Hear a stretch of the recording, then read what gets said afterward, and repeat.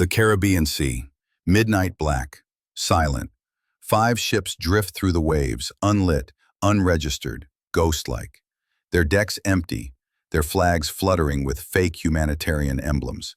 To anyone watching, they look like aid vessels. But beneath their hulls waited 5 tons of poison and the spark of a new kind of war. It was October 27, 2025, the night America uncovered a $30 billion criminal empire hiding in plain sight. What began as a shadow on radar would erupt into a storm that stretched from the Caribbean to the White House itself. And when it was over, the world would realize this wasn't about drugs, it was about power. 2:10 a.m., 60 nautical miles off Cartagena, Colombia. The P-8 Poseidon patrol plane, call sign Shadow 2, cut low through gray clouds. Its radar pulsed across the black surface of the Caribbean. For a moment, nothing moved. Then, a blip. Then 5. Infrared revealed something chilling. 5 vessels, running dark, no transponders, no identification. Each flew a white flag marked humanitarian relief. None were listed in any registry. None had filed a travel route. To naval intelligence, it was a ghost fleet.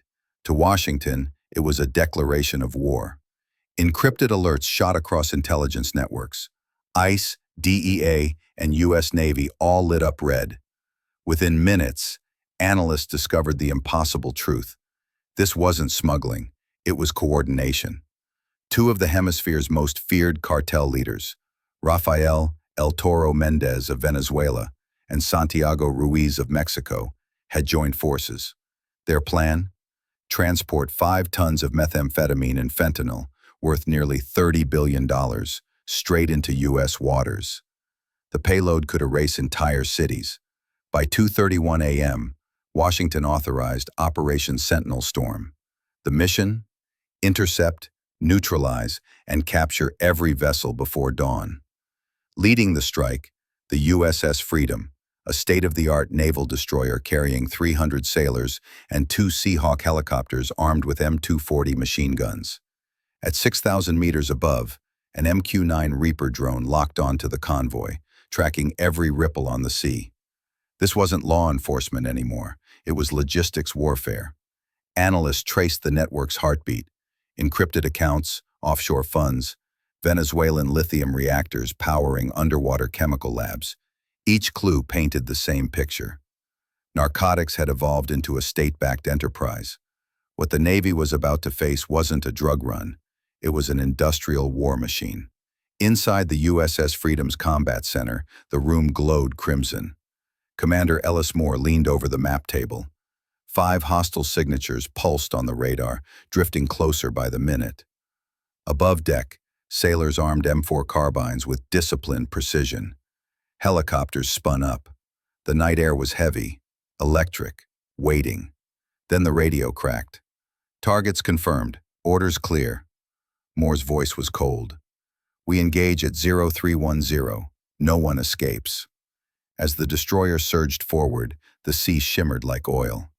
Far ahead, the fake humanitarian convoy drifted in formation, a crescent wall of steel and deceit. The clock ticked down. 3:10 a.m. The first warning rang across the waves. Unidentified vessels, this is the USS Freedom. Stop immediately and prepare for inspection. Silence. Then, gunfire. A thunderclap of bullets tore through the night. Tracer rounds ripped through fog, cutting streaks of red light across the horizon. The cartel fleet fired first. AK-103 rifles, PKM heavy guns, RPG-7 launchers. A barrage of firepower meant for war zones. Moore didn't hesitate. Engage all hostile targets. The USS Freedom's Mark 110 naval gun roared, firing shells at nearly 900 meters per second. The sea erupted in flashes. Within 30 seconds, 2 cartel ships disintegrated, engines torn apart, decks aflame. From above, the Seahawks swooped in low. Their rotors screamed as twin M240s unleashed 950 rounds per minute.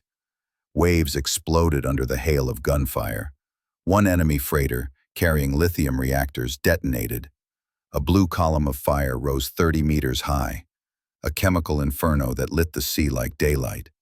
By 3:40 a.m., the Caribbean looked like a battlefield. Smoke, flames, screams. But it wasn't over. As the last shots echoed, a Reaper drone locked onto a fleeing vessel racing north. Reaper 1, fire! A Hellfire missile streaked through the sky. The explosion vaporized the target. DEA agents boarded the wreckage that remained. What they found froze even the most hardened veterans. 5,000 kilograms of meth and fentanyl packed in industrial drums labeled Medical Aid, Caracas. Beside them, $42 million in cash, gold bars, and forged Colombian export papers. This wasn't street-level crime. It was organized logistics, a fusion of cartel, state, and corporate power. By 4:05 a.m., 5 vessels had been neutralized, 43 cartel soldiers dead, 26 captured alive. The sea fell silent again, but that silence was deceptive, because the data drives recovered on board pointed to something far bigger, something waiting inland. 7:30 a.m., Bogota and Cartagena, Colombia. Smoke still hung over the Caribbean as DEA command in Quantico received coordinates pulled from the cartel's encrypted drives. The order came fast. Operation Iron Tide, Phase 2. 150 DEA and ICE agents, joined by Colombian Special Forces, launched simultaneous raids on suspected industrial fronts. Helicopters thundered above the cities. Armored trucks rolled through narrow streets. At 8:12 a.m., agents stormed a warehouse near Cartagena's port. What they found wasn't a storage site. It was a chemical factory disguised as a charity logistics firm. Inside, massive lithium power cells, 3D printers for weaponized drones, blueprints for unmanned submarines designed to ferry drugs beneath Gulf currents. Gunfire broke out. 30 cartel soldiers fought back with automatic weapons and grenades. 10 minutes later, it was over. In a hidden basement, investigators uncovered 12 safes containing $68 million, gold bars, and encrypted ledgers tied to Ortega Holdings, a Venezuelan front company already under sanctions. Hours later, raids in Bogota uncovered 5 mobile synthesis pods, portable labs running lithium reactors. They could create a new batch of meth every 4 hours, anywhere, anytime. By noon, 68 cartel operatives were dead or captured. The world's most advanced narcotics network had just been exposed. 2 p.m., the White House Situation Room. Screens glowed red with satellite feeds from Colombia. Maps showed the destroyed fleet, captured labs, and a web of financial routes stretching across the globe. Admiral Robert Kingsley, head of U.S. Southern Command, addressed the council. "Gentlemen, this isn't organized crime. It's logistics warfare."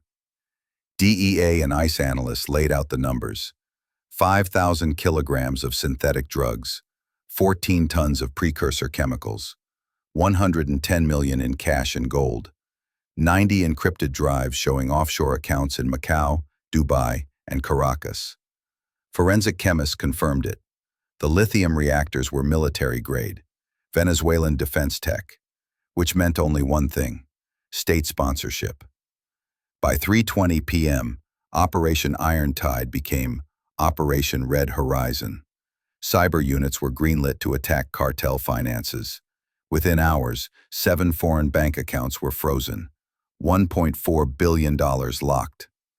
The Treasury began drafting sanctions against Ortega Holdings and its Chinese suppliers. America had struck back, but what it had uncovered was terrifying. A new form of warfare fought not with soldiers, but with trade routes and data packets. As sunset washed over the Caribbean, the USS Freedom sailed through smoke and salt. The waves shimmered gold, reflecting the fire still burning on the horizon. Commander Ellis Moore stood at the bow, silent. Around him, sailors cleaned weapons, cataloged evidence, scorched cash, melted barrels, twisted steel marked Caracas Medical Aid. Reporters called it the largest maritime drug bust in U.S. history. $30 billion neutralized. A victory, they said. But Moore knew better. This wasn't a raid, he murmured. It was a war fought in the shadows. Behind every number lay a truth. that the real war wasn't over drugs but control. Addiction had become a geopolitical weapon.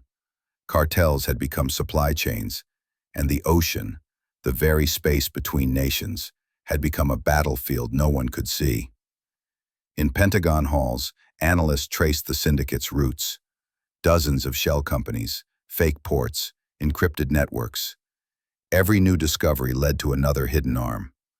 What they uncovered reshaped strategy forever. Drugs weren't just destroying lives.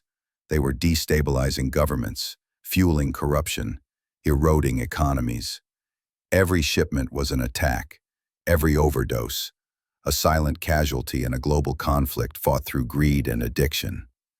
As one report stated, narcotics have evolved from contraband to currency, the bloodstream of a hidden empire. And that empire, though wounded, was rebuilding. Dawn returned to the Caribbean.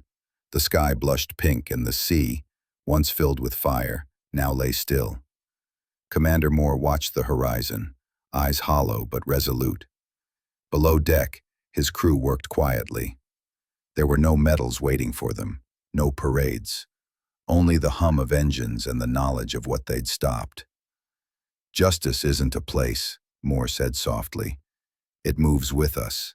It sails."